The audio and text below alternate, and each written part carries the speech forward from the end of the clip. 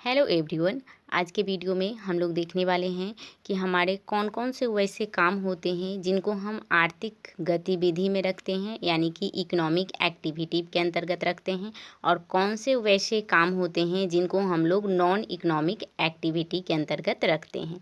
ठीक है, तो देखिए यहाँ पे एनसीईआरटी बुक का ही आप लोग का यह जो ये स्वयं जांचिए सीरीज है यह है। ठीक है, तो इसमें हम लोग देखेंगे कि कौन से काम हमारे इकोनॉमिक एक्टिविटी के अंतर्गत आते हैं या फिर कौन से वैसे काम है जो इकोनॉमिक एक्टिविटी नहीं है।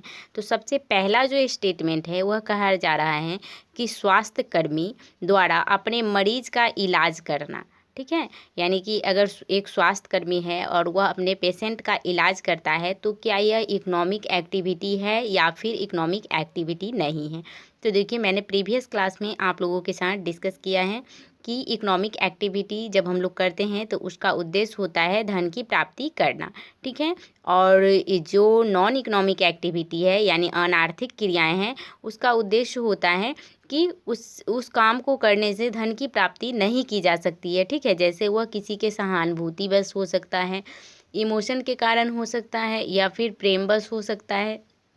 ठीक है, तो इन सब चीज़ों से जो काम किया जाता है वह नॉन इकोनॉमिक एक्टिविटी होता है।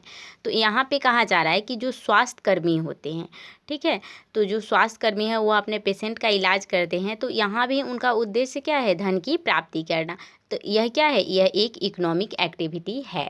ठीक है, तो यह क्या हो जाएगा कि यह सही है। उसके बाद देखिए दूसरा कथन कहा जा रहा है कि स्टोर का मालिक एक ज़रूरतमंद जो बुजुर्ग व्यक्ति के साथ सहानुभूति दिखाते हुए, अब यहाँ ध्यान दीजिएगा, सहानुभूति दिखाते हुए यानी उसे सिंपैथी दिखाते हुए उसे उसकी बीमारी के लिए दवाइयाँ देता है। ठीक है, यानी कि उस एक स्टोर का मालिक है और वह एक बूढ़े व्यक्ति को सहानुभूति दिखाते हुए उसे कोई बीमारी है जो कि वह मेडिसिन उसको दे रहा है।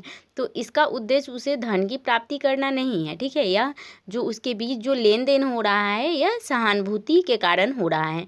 तो यह क्या है, यह इकोनॉमिक एक्टिविटी के अंतर्गत नहीं आएगा। ठीक है, उसके बाद देखिए फुटबॉल प्रशिक्षण द्वारा आगामी मैच के लिए अपनी बेटी को, अब यहाँ कहा जा रहा है कि अपनी बेटी को फुटबॉल का प्रशिक्षण देना।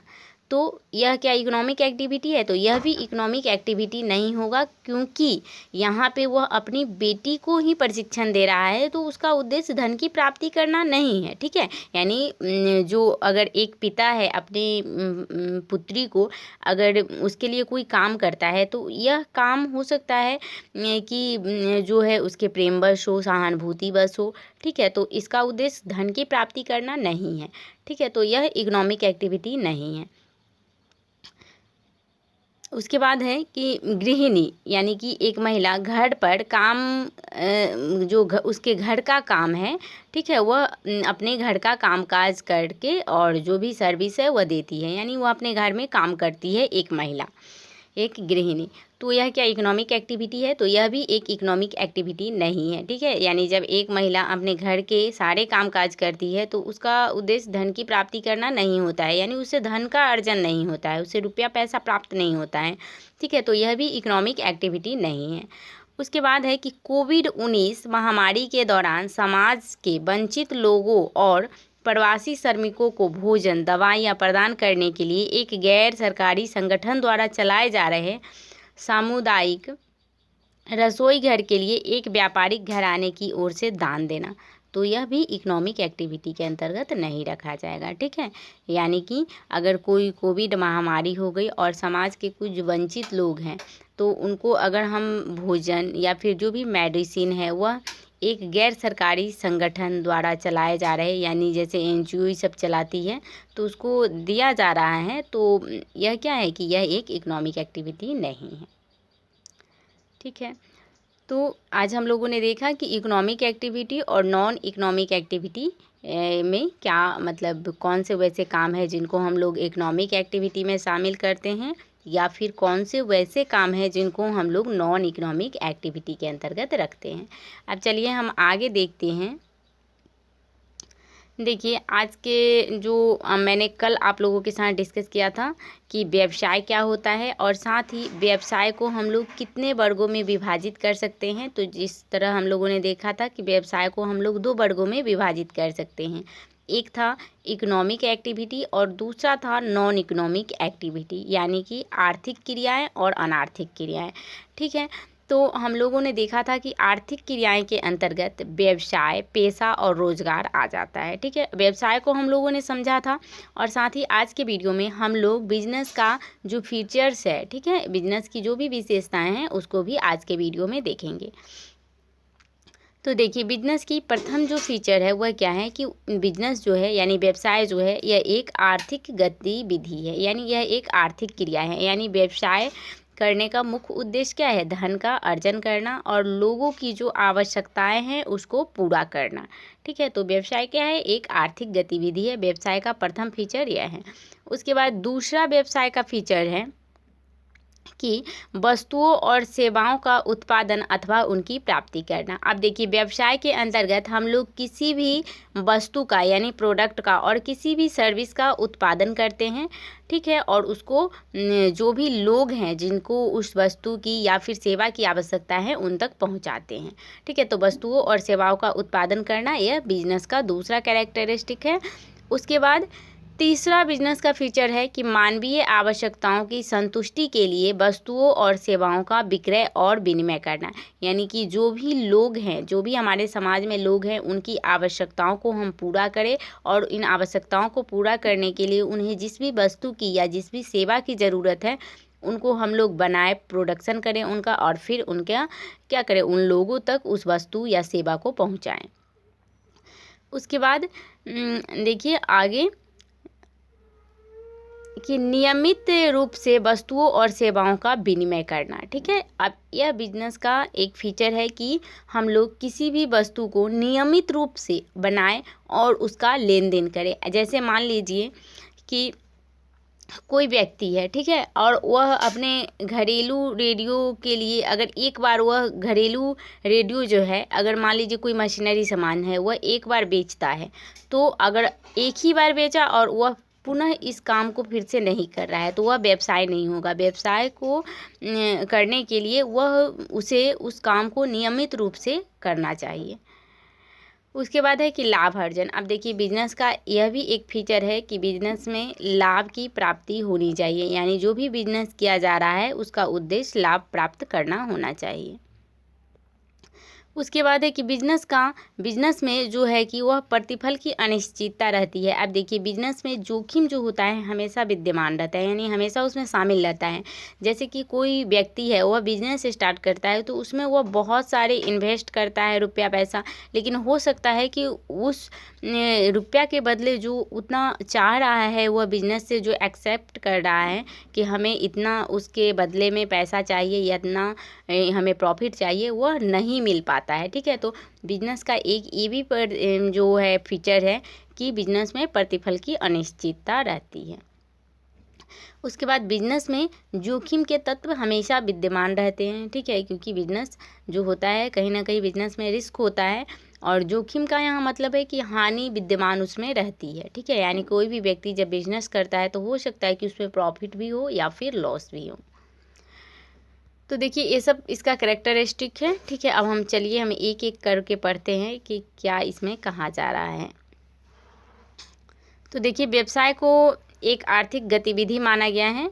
ठीक है, क्योंकि लाभ कमाने के उद्देश्य से या फिर जीवन यापन के लिए किया जाता है, न कि प्रेम के कारण या फिर मोह या सहानुभूति के कारण। यानी व्यवसाय का प्रथम फीचर है कि यह एक कैसी क्रिया है? आर्थिक क्रिया है। तो इसको भी आप लोग यहाँ से ध्यान में रखिएगा कि जो हमारा बिजनेस है वह आर्थिक क्रिया है या अनार्थिक क्रिया है। तो बिजनेस जो है हमारा वह एक आर्थिक क्रिया है। ठीक है, अगर आप लोग को पॉइंट भी याद रह जाता है तो यहाँ से भी आप लोग क्वेश्चन को अच्छे से सॉल्व कर सकते हैं। उसके बाद दूसरा बिजनेस का कैरेक्टरिस्टिक है कि वस्तुओं और सेवाओं का उत्पादन अथवा उनकी प्राप्ति। तो देखिए, वस्तुओं को उपभोक्ताओं से उपभोग के लिए सुलभ कराने से पूर्व व्यावसायिक इकाइयों द्वारा या तो इनका उत्पादन किया जाता है, ठीक है, या तो इनका उत्पादन किया जाता है या फिर इनका क्रय किया जाता है।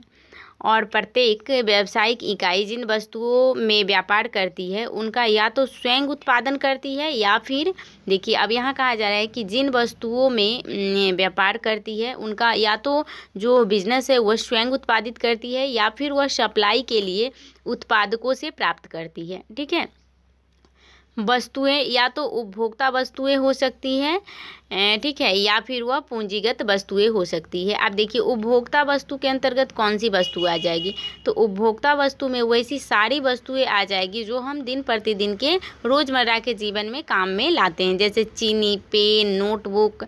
ठीक है, ये सब हमारी उपभोक्ता की वस्तुएं हो गई। और दूसरी है पूंजीगत वस्तु। अब पूंजीगत वस्तु में जैसे कि मशीन आ जाएगा, फर्नीचर आ जाएगा, ये सब आ जाएगा।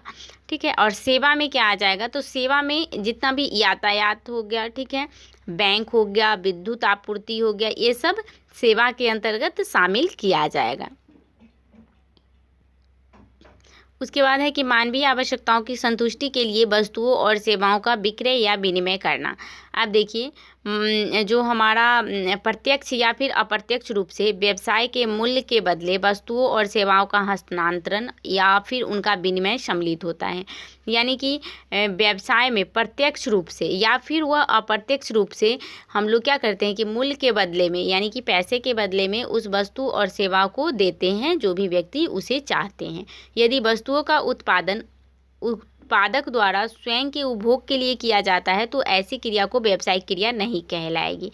अब देखिए अगर किसी वस्तु का हम उत्पादन करते हैं और उस उत्पादित वस्तु को हम स्वयं उपभोग कर लेते हैं तो वैसी क्रिया को हम लोग व्यावसायिक क्रिया नहीं कहेंगे। जैसे घर परिवार में सदस्यों के लिए भोजन बनाना, तो यह क्या है कि यह एक व्यावसायिक क्रिया नहीं है। उसके बाद है कि मानवीय आवश्यकताओं की संतुष्टि के लिए वस्तुओं और सेवाओं का विक्रय या फिर विनिमय। अब देखिए मानवीय आवश्यकताओं की संतुष्टि के लिए तो इस पॉइंट में क्या दे रखा है, तो देखिए प्रत्यक्ष या अप्रत्यक्ष रूप से मूल्य के बदले वस्तुओं और सेवाओं का हस्तांतरण व विनिमय सम्मिलित है। यदि वस्तुओं का उत्पादन उत्पादक द्वारा स्वयं के उपभोग के लिए किया जाता है तो ऐसी क्रिया को व्यावसायिक क्रिया नहीं कहलाएगी। जैसे घर परिवार में अगर सदस्यों के लिए भोजन पकाना, तो यह एक व्यावसायिक क्रिया नहीं होगी।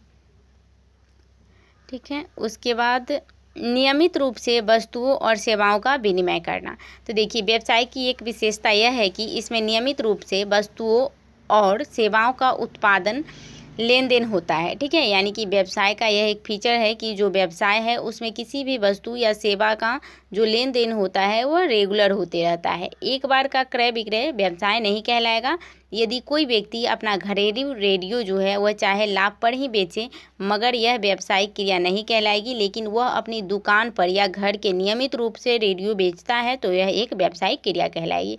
यहाँ यही बात कहा जा रहा है कि जब कोई व्यक्ति एक बार किसी वस्तु को बनाकर उसको बेचता है तो वह व्यावसायिक क्रिया नहीं होगी। उस काम को करने के लिए उसे कंटिन्यूटी बना के रखनी होगी, तभी वह व्यावसायिक क्रिया के अंतर्गत आएगी। उसके बाद देखिए प्रतिफल की अनिश्चितता। देखिए प्रतिफल का मतलब क्या होता है कि जो हम पैसा इन्वेस्ट किए हैं उसके बदले में हम कितना प्रतिफल मिल रहा है। ठीक है, तो देखिए प्रतिफल की अनिश्चितता से क्या मतलब है कि व्यावसायिक क्रियाओं के संचालन से एक निश्चित समय में होने वाले लाभ की अस्थिरता से है। ठीक है, प्रत्येक व्यवसाय में परिचालन हेतु यानी प्रत्येक व्यवसाय को चलाने के लिए कुछ पूंजी यानी धन की विनियोग की आवश्यकता होती है। यानी जिस भी हम बिजनेस को करना चाहते हैं उसमें हमें पैसा इन्वेस्ट करने की ज़रूरत होती है। व्यवसाय में विनियोजित पूंजी पर लाभ पाने की आशा तो होती है। अब देखिए यहाँ कहा जा रहा है कि व्यवसाय में जब हम पैसा इन्वेस्ट किए हैं तो उस पर लाभ पाने की हम आशा रखते हैं, लेकिन यह निश्चित नहीं होता है कि लाभ कितना होगा। ठीक है, बल्कि सतत प्रयासों के बावजूद भी क्या हो जाता है, कभी कभी हानि की आशंका सदैव बनी रहती है। ठीक है, तो ये भी बिजनेस का क्या है, एक फीचर है।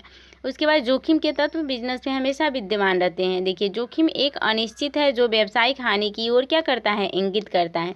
यानी जोखिम से मतलब क्या होता है, व्यावसायिक हानि। ठीक है, जोखिम का मतलब होता है व्यावसायिक हानि, जिसका कारण कुछ प्रतिकूल या अवांछित घटक हो सकते हैं। अब देखिए जोखिम जो है वह होने का कारण हो सकता है कि जैसे उपभोक्ता के पसंद या फिर उनके फैशन में परिवर्तन आ गया तो कहीं ना कहीं उस वस्तु का मूल्य क्या हो जाएगा कि कम हो जाएगा, और उस वस्तु का जो डिमांड है तो वह क्या होगा, कम हो जाएगा। तो यह बिजनेस के लिए क्या है, एक जोखिम होगा। उत्पादन विधियों में परिवर्तन, कार्यस्थल पर हड़ताल, तालेबंदी, बाजार प्रतिस्पर्धा, आग, चोरी, दुर्घटनाएं, प्राकृतिक आपदा, ये सब जो व्यावसायिक जोखिम का कारण हो सकता है। ठीक है, तो इन सब कारणों से व्यवसाय में जोखिम हो सकती है। जैसे मान लीजिए किसी तरह का प्राकृतिक आपदा हो गया, या फिर कोई चोरी का घटना हो गया, दुर्घटना हो गया, या फिर कहीं उपभोक्ता के फैशन में, उनके इंटरेस्ट में, ठीक है, चेंजिंग आ गया, हड़ताल हो गया, तो ये सब व्यावसायिक जोखिम के कारण हो जाते हैं। तो आई होप कि आप सभी को समझ में आया होगा। तो देखिए यहाँ से आप लोग का बहुत सारा क्वेश्चन आएगा। ठीक है, तो आप लोग इसको पॉइंट को अगर याद रखिएगा तो आप लोग खुद भी इसको डील कर सकते हैं। ठीक है, तो आज के वीडियो में हम इतना ही रहने देते हैं। अब हम नेक्स्ट वीडियो में इसके नेक्स्ट टॉपिक को लेकर आएंगे। ठीक है, तो आज के वीडियो में इतना ही रहने देते हैं। अगर आप लोग को वीडियो अच्छा लग रहा है तो आप लोग इसे लाइक करें, चैनल को सब्सक्राइब करें और वीडियो को शेयर करें।